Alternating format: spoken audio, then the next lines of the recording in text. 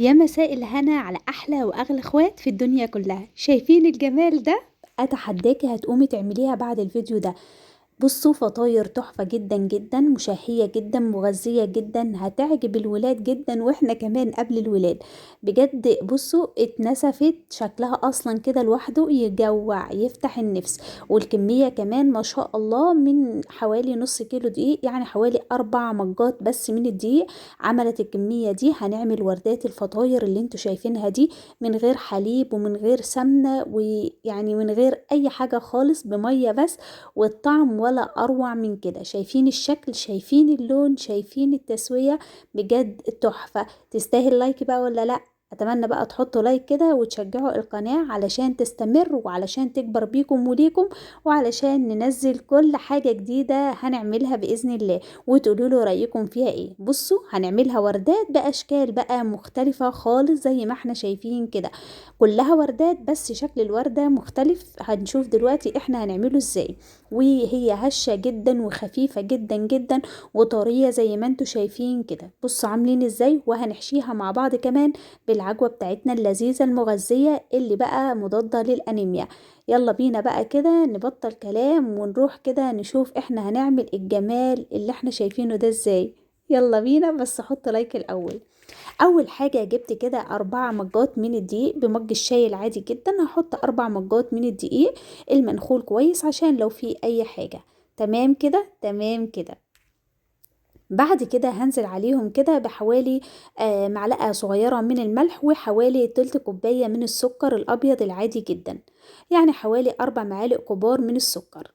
تمام تمام.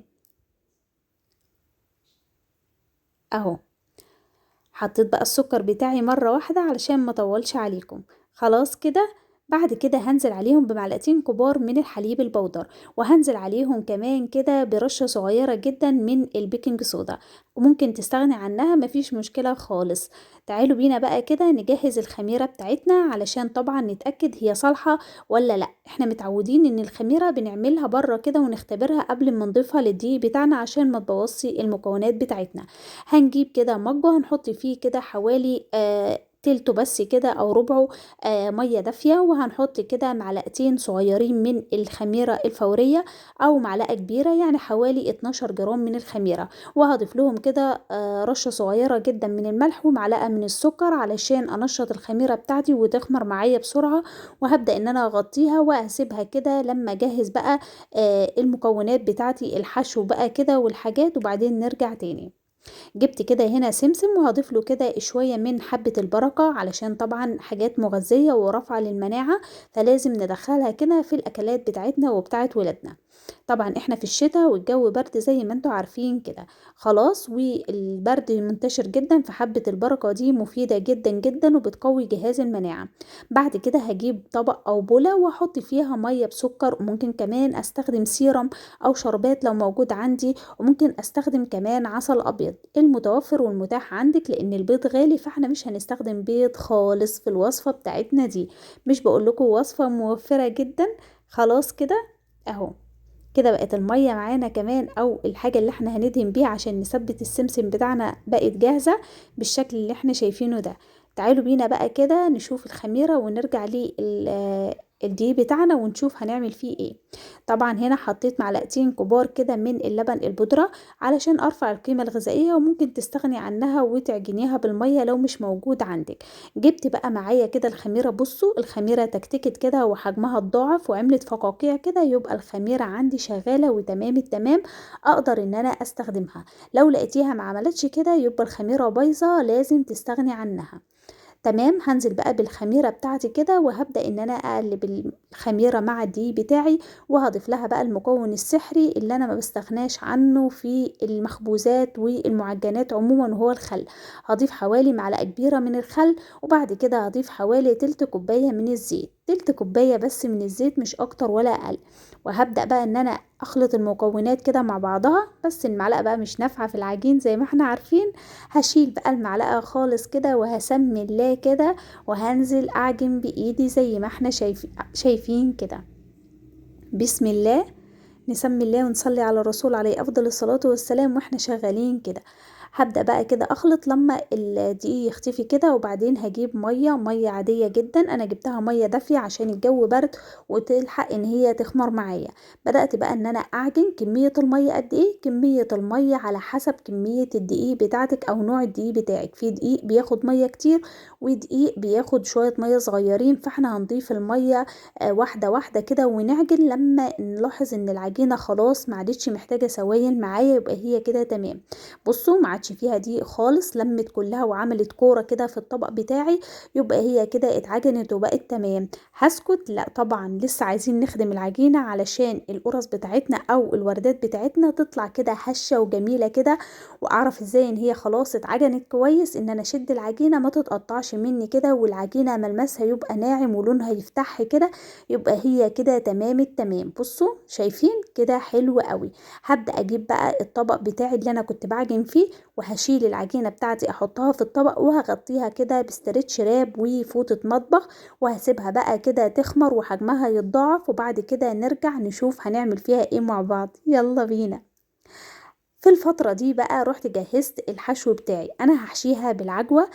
زي ما انتوا شايفين كده، تقدروا ان انتوا تستخدموا اي حشوة انتوا حابينها. حابين تستخدموا ملبن، حابين تستخدموا قرفة وسكر، حابين ان انتوا تستخدموا جبن. بصوا اي حاجة حابين تعملوها سادة زي ما تحبي حاجة ترجعلك. شايفين بقى العجينة بتاعتي خمرت وبقت زي الفل. انا حطيتها بقى كده في فرن دافي علشان تخمر، وغطيتها كويس جدا علشان تخمر معايا بسرعة وما تاخدش وقت معايا.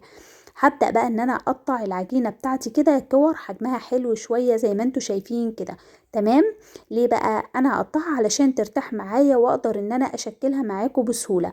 لو انا ما قطعتهاش كده هتلاقيها العجينة عاملة معاكي زي الاستيك، لازم نقطعها ونسيبها ترتاح. هقطع بقى العجينة كلها بنفس الشكل كده بسرعة عشان ما اطولش عليكم، وارجع تاني مع بعض.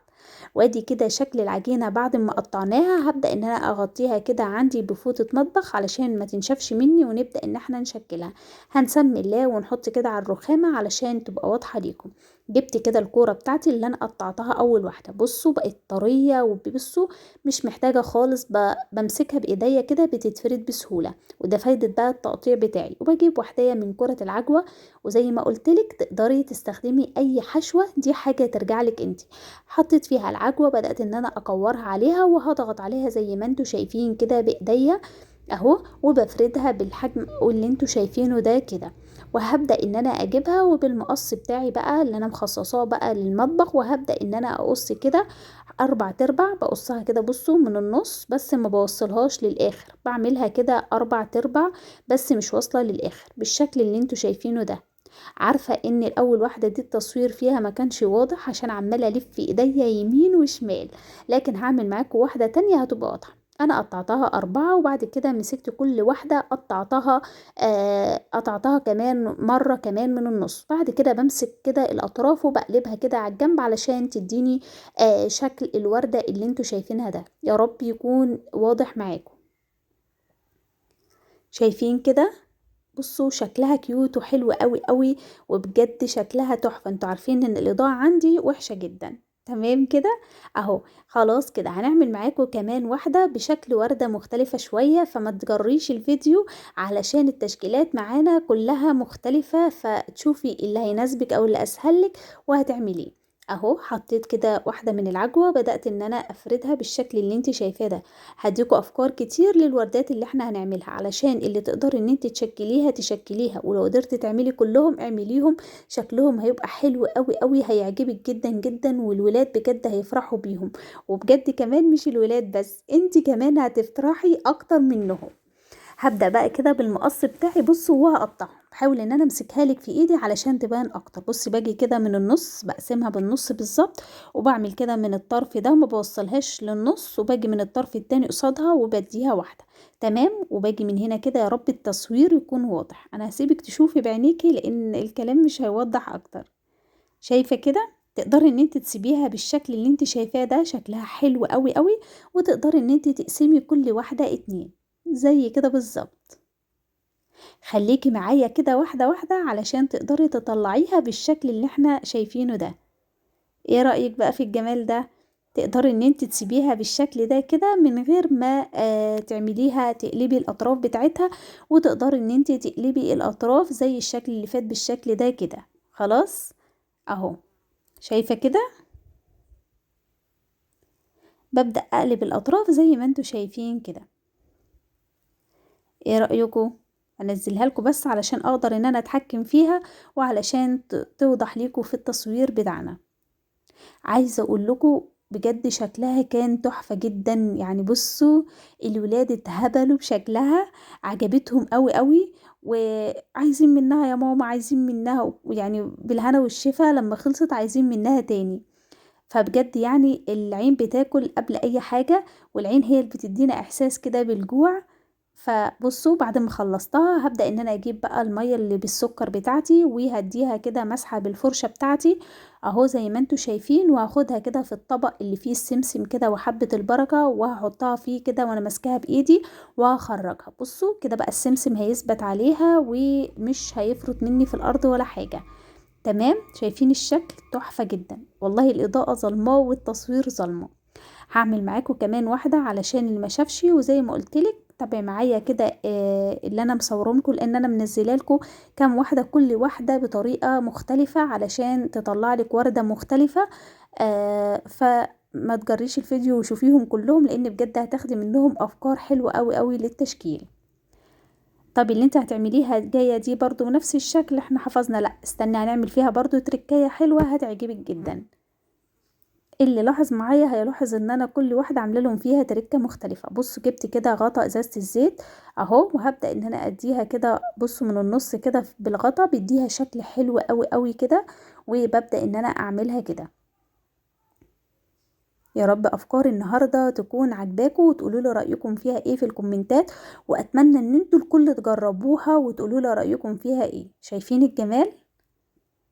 ايه رايكم؟ برضو بعملها كده بمسحة بالمية بالسكر، وبنزل فيها في السمسم وحبة البركة، وبنزل بيها في الصاج المدهون عندي دهنة خفيفة من الزيت. هخلص بقى الكمية كلها بنفس الشكل كده. استنوا انا عامله لكم كمان واحدة، فاكيد طبعا عامله لكم فيها شكل مختلف اهو. بصوا انا اصلا مسجلة الفيديو ده بعد ما عملته بفترة كويسة. شايفين كده اهو؟ هقدر بقى ان انا اقسم دي كده، لا دي بقى هقسمها كده كل واحدة هعملها 2 على شكل الوردة الكبيرة اللي احنا عملناها في الاول خالص. شايفين اهو؟ هلف بقى الوردات بتاعتها عشان تديني شكل الوردة زي ما قلتلك. تقدري ان انتي تلفيها كده او تقلبي الاطراف كده، وتقدري ان انتي تسيبيهم زي ما هم، بس احنا بنقلبها علشان تديكي شكل الوردة. هنا بقى العجينة ما كانتش مقطوعة كويس، قطعتها كويس وقلبتها بالشكل التحفة اللي انتوا شايفينه ده. ايه رأيكم بجد؟ انا بصوا وانا بسجل معاكم بجد يعني نفسي اتفتحت وجعت وعايزه اقوم اعملها تاني.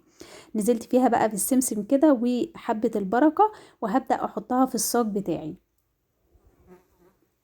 ايه ده، انا عامله معاكم كمان واحده اهو، بس بوريكم التشكيل النهائي اهو. عشان ما اطولش عليكم، بحاول على قد ما اقدر ان انا ما اطولش عليكم الفيديو علشان ما تزهقوش مني او تملوا مني. خلاص كده اهو، انا بوريكم بس طريقه تانية للتشكيل. واضحه كده ولا مش واضحه؟ تمام اهو. بصوا كده هقسم كل واحدة 2 اهو، كل واحدة من اللي انا عاملاهم هقسمها 2 بالشكل اللي انتوا شايفينه ده.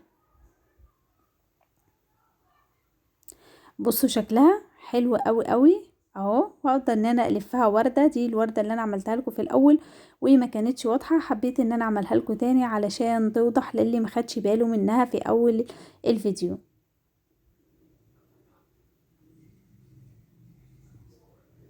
عايزه اقول لكم شكلها حلو قوي قوي، ولما بتستوي كمان شكلها بيبقى حلو، بتفضل محتفظه بالشكل بتاعها زي ما انتوا شايفين كده.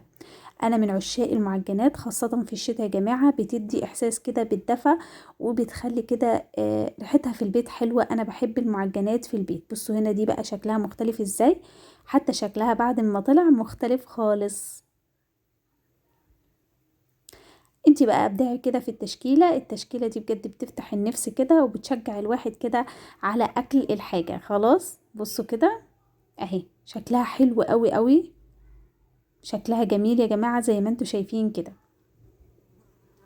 عايزاكم كده تجربوا كل الوصفات دي كده وتقولوا لي رأيكم فيها ايه في الكومنتات، ويا ريت اللي ينزل حاجة او جرب حاجة يصورها لي كده ويبعت لي الصور بتاعته علشان افرح فيها كده واتبسط كده، واتشجع كمان ان انا انزل لكم فيديوهات على طول، لان انا بجد محبطة وما عندش بنزل فيديوهات كتير. بصوا شكلها ايه رأيكم؟ حلوة اهو. خلاص خلصنا الكمية كلها بالشكل اللي انتوا شايفينه ده كده. ما شاء الله عملوا كمية كويسة جدا اهو، نص كيلو او اقل من نص كيلو دي، يعني 4 مجات كده من الدقيق. عملوا كمية ما شاء الله محترمة، حجم الواحدة فيهم ما شاء الله كويس جدا، يشبع بجد. هسيبهم بقى كده يخمروا وحجمهم يتضاعف، وبعد كده هسخن بقى الفرن عندي على درجة حرارة 190 درجة. هعملهم في فرن الكهرباء، تقدري ان انت تسويهم في اي فرن، وهرجع تاني نشوف ايه الاخبار مع بعض. ورجعنا تاني بسرعة. ايه رأيكم بقى؟ بجد من غير اضاءة ومن غير اي حاجة خالص. انا بصوا المنظر بجد يجوع، منظرها رهيب يا جماعة، وطعمها بجد تحفة، خفيفة جدا، هشة جدا جدا، حلوة قوي قوي قوي. تقدري زي ما قلتلك تسويها زي كده. انا بحب اسوي المخبوزات بصراحة في فرن الكهرباء، بحسه كده بيديها نفس اللون بتاعة الافران كده، او الحاجات الجاهزة، المعجنات الجاهزة. فبحب قوي قوي ان انا اعمل فيه المخبوزات عموما عن فرن البوتاجاز. لكن تقدري حسب ما انتي المتوفر عندك والمتاح، وحسب ما انتي متعودة تعملي مخبوزات، وحسب فرنك برضو واللي انتي بترتاحي فيه. شايفين لونها من تحت عامل ازاي؟ تحفة جدا. شايفين شكل الوردة؟